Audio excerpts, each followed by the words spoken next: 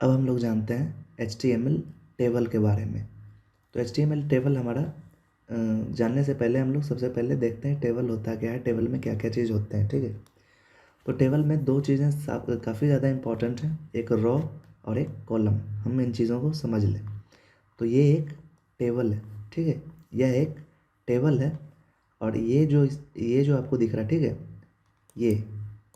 ये जो है ये एक कॉलम है, ये दूसरा कॉलम, ये तीसरा कॉलम, ये चौथा कॉलम और ये पांचवा कॉलम। ठीक है, जो हमारा वर्टिकल है वो हमारा कॉलम कहलाता है।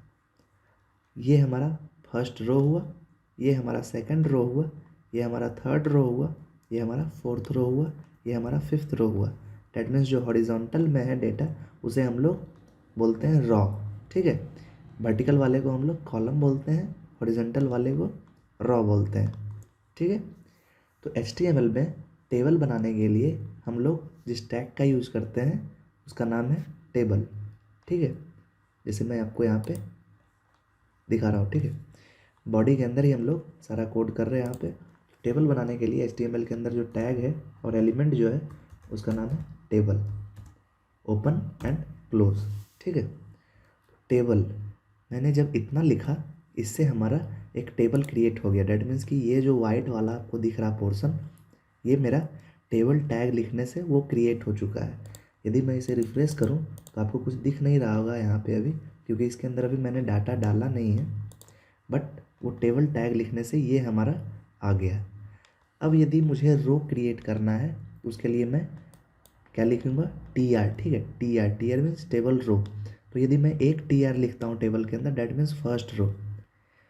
तो यदि मैं यहाँ पे लिखता हूँ टेबल के अंदर ऐसे करके TR, ठीक है, ओपन एंड क्लोज, तो इस TR का मतलब क्या हुआ। ठीक है, इस TR का मतलब क्या हुआ, यहाँ से ओपन हुआ, ये यहाँ पे क्लोज हुआ। डैट मीन्स कि ये जो TR है वो मेरा पहला रो है, ये वाला रो। ठीक है, यदि मैं दूसरा TR लूँ, ठीक है, दूसरा TR लूँ तो ये हमारा दूसरा रो बन गया। ठीक है, दूसरा रो बन जाएगा। उसी तरह से और भी TR यदि मैं लूँ तो वो मेरा तीसरा रो बन गया। ठीक है, ये रो बन जाएगा मेरा तीसरा रो। तो यहाँ पे अभी कुछ दिख नहीं रहा है। ठीक है, यहाँ पे सॉरी, यहाँ पे कुछ दिख नहीं रहा बिकॉज मैंने इसके अंदर डाटा डाला नहीं है। तो ये जितने हम TR लिखेंगे उतने रो बनने स्टार्ट हो जाएंगे। तो यदि मुझे इसके अंदर डेटा चाहिए तो मान लो मैं यहाँ पे लिखता हूँ फर्स्ट वाला जो TR है, इसके अंदर मैं यहाँ पे डेटा इंसर्ट करता हूँ। तो उसके लिए एक टैग है TD, that means table data. तो मान लो मैं इसके अंदर एक फर्स्ट वाला रो जो है, ये जो रो है, ठीक है, इस रो में मैं मान लो 3 ही डेटा इंसर्ट करता हूँ। ठीक है, ऐसे करके। ठीक है, तो मैं इंसर्ट करता हूँ, कैसे करूँगा मैं, मान लो करता हूँ मैं नेम, ठीक है, फिर से TD लेता हूँ मैं दूसरा डेटा, क्लास एंड TD में मैं लेता हूँ एज। ठीक है, मैंने नेम, क्लास और एज लिया है फर्स्ट वाले रो में। इसे मैं सेव करता हूँ और यदि ब्राउज़र में जाके इसे रिफ़्रेश करूँ तो आप यहाँ पे देख सकते हो ये एक टेबल था, आपको दिख नहीं रहा। ठीक है, वाइट। तो यहाँ पे मेरा टेबल था, उसके अंदर मैंने फर्स्ट रो में 3 डेटा लिया है, नेम, क्लास और एज। ठीक है, नेम, क्लास और एज।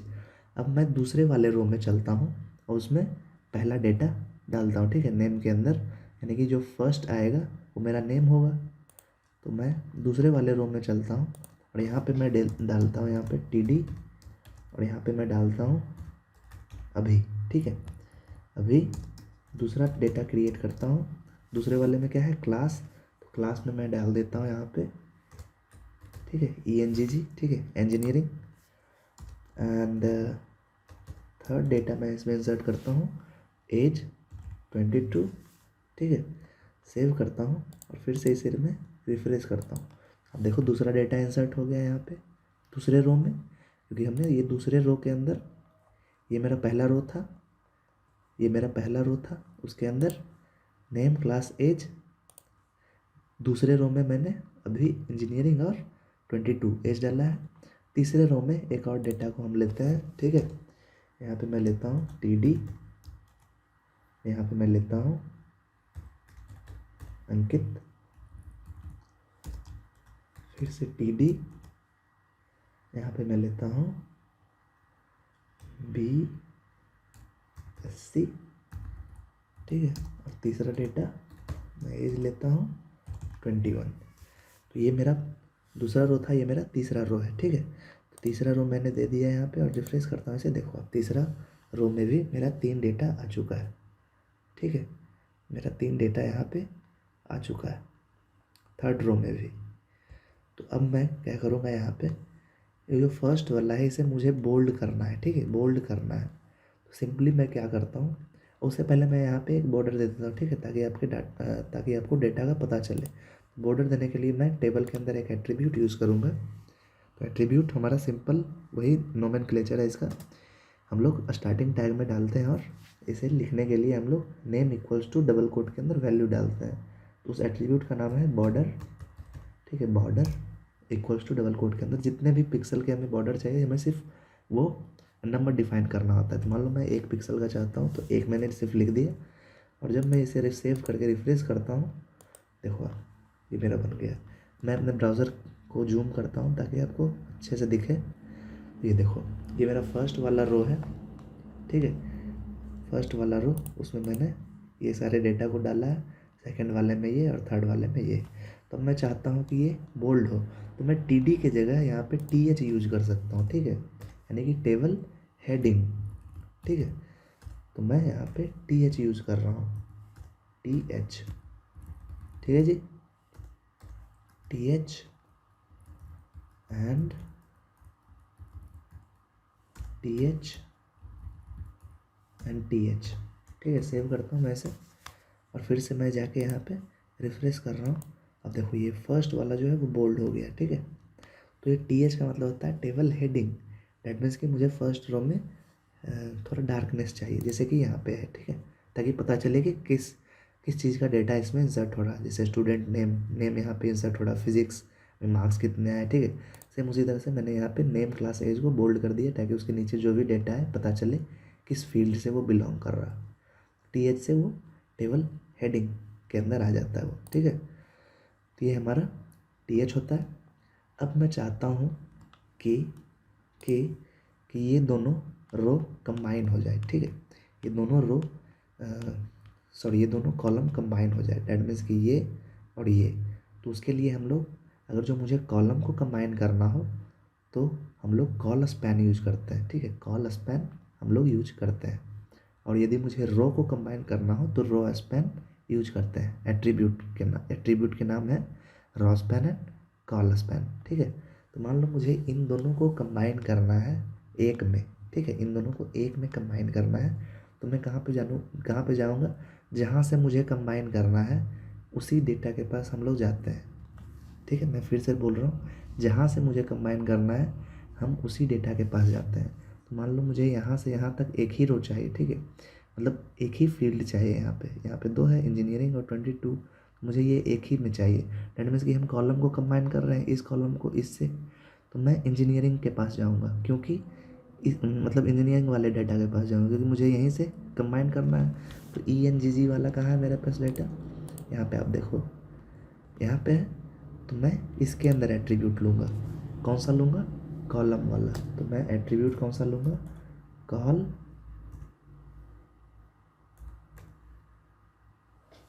मैं यहाँ पे एट्रीब्यूट लूँगा कॉल स्पैन, ठीक है, कॉल स्पैन। तो मुझे 2 को कंबाइन करना है तो मैं यहाँ पे 2 लिख दूँगा, ठीक है। सेव करता हूँ। तो अब जब मैंने यहाँ पे 2 लिख दिया, डैट मीन्स कि वो अगला जो भी है उसका स्पेस भी वो ले लेगा।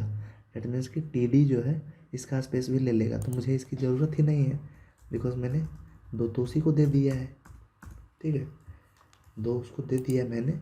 तो अब मैं इसे रिफ्रेश करता हूँ, देखो ये दोनों ले लिया स्पेस, ठीक है, इंजीनियरिंग वाला दोनों स्पेस ले लिया यहाँ पे, ठीक है। तो अगर जो मैं उसे नहीं देता, यदि मैं इसे रहने देता तो क्या होता, ये देखो आप, ये बाहर चला जाता। ये 2 तो ले ही लिया और इसने बाहर फेंक दिया। तो इसीलिए मैंने यहाँ से इस TD को हटा दिया था, ठीक है, इस TD को यहाँ से हटा दिया था। वो दोनों स्पेस को उसने ले लिया। ठीक है, अब मान लो मुझे इस दोनों को कंबाइन करना हो, अभी और अंकित को। ठीक है, अभी और अंकित को, तो ये भी 2 स्पेस लेगा। तो मुझे इस वाले डेटा के पास जाना होगा और यहाँ पे मुझे रॉ स्पेन यूज करना होगा। ठीक है, रॉ स्पेन, क्योंकि मैं इन दोनों रॉ को कंबाइन कर रहा हूँ, ये एक रॉ है और ये एक रॉ है, तो इन दोनों को कंबाइन कर रहा हूँ, तो मुझे इस डेटा के पास रॉ स्पेन यूज करना पड़ेगा। तो अभी कहाँ पे है मेरा, अभी मेरा यहाँ पे है, तो मैं यहाँ से क्या यूज करूँगा, रॉ स्पेन और 2 यूज करता हूँ। जब मैंने 2 यूज किया तो ये दोनों स्पेस लेगा, दैट मीन्स कि हमें अंकित वाले डेटा को यहाँ से हटा देना पड़ेगा। तो अंकित वाला डेटा कहाँ है मेरा, यहाँ पे है, तो इसे मैं यहाँ से हटा देता हूँ। ठीक है, सेव करता हूँ अब मैं इसे और इसे रिफ्रेश करता हूँ। देखो आप, ये रो को इसने ले लिया, इन दोनों रो को। तो आई होप आपको ये समझ में आ रहा है कि क्या चल रहा है यहाँ पे, कॉल स्पेन और raw Spain. Call Spain column को कंबाइन करने के लिए होता है, रॉ स्पेन रॉ को कंबाइन करने के लिए। ठीक है, कोई भी डाउट हो आपको कभी भी कहीं भी आप पूछ सकते हो। ठीक है, कितनी बार भी पूछ सकते हो, राइट। तो आप ऐसे हम लोग कॉल स्पेन और रॉ स्पेन की मदद से कॉलम और रॉ को कंबाइन करते हैं।